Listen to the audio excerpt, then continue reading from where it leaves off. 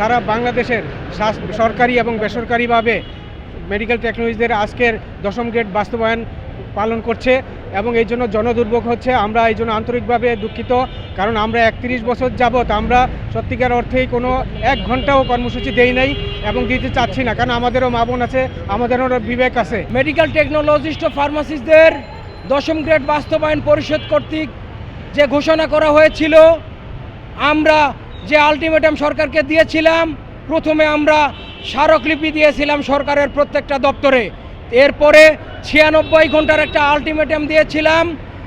এই 96 ঘন্টা আলটিমেটাম শেষ হয়ে যাওয়ার পরেও সরকারের ঊর্ধ্বতন কর্তৃপক্ষ আমাদের এই দাবি মেনে নেয় নাই।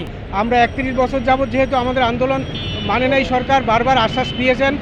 গত 48 ঘন্টা সময় দিয়েছিলাম, তখনও মানে নাই। যখন 2 ঘন্টা কর্মবিরতি করলাম তখনও মানে নাই।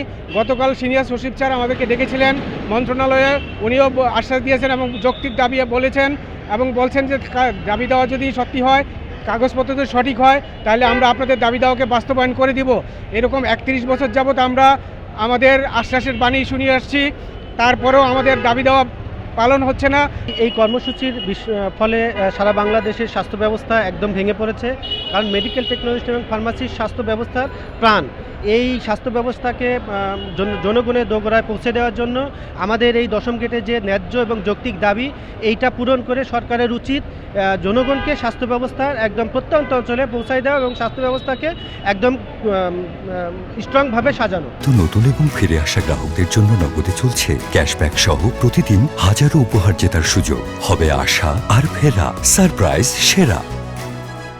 বাংলাদেশের মেডিকেল টেকনোলজিস্ট ও ফার্মাসিস্টরা যে বৈষম্যের শিকার, তার অন্যতম উদাহরণ হচ্ছে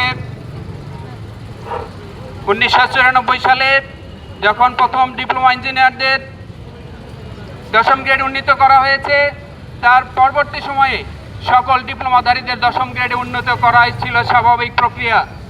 কিন্তু 2025 সাল পর্যন্ত অন্যান্য ডিপ্লোমাধারীদের দশম গ্রেড উন্নীত করা হলেও মেডিকেল টেকনোলজিস্ট ও ফার্মাসিস্টদের দশম গ্রেড উন্নীত করা হয় নাই। সুতরাং এর চাইতে বড় বৈষম্য আর কি হতে পারে? সেই লক্ষ্যে সারা বাংলাদেশের মেডিকেল টেকনোলজিস্ট এবং ফার্মাসিস্টগণ তাদের অধিকার ফিরে পাওয়ার জন্য রাজপথে কর্মবিরতির কর্মসূচি পালন করছে। সরকার ঊর্ধ্বতন কর্তৃপক্ষ তথা জনপ্রশাসন এখনো আমাদেরকে আমাদের কথার কর্ণপাত না করে আমাদের এখনো রাজপথে নামিয়ে রেখেছে। আমরা এই জনদুর্ভোগের জন্য আমরা জনসাধারণের কাছে দুঃখ প্রকাশ করি। আমরা এই 31 বছর হলে যে বঞ্চিত এবং নিপীড়িত, এই বঞ্চনার থেকে আমরা মুক্তি চাই। সরকারকে আবারও বলছি, আপনারা যদি আমাদের দাবি না মানেন, তাহলে আগামীকাল থেকে সারা বাংলাদেশের সকল হসপিটাল বন্ধ থাকবে, আমাদের সকল কার্যক্রম বন্ধ থাকবে।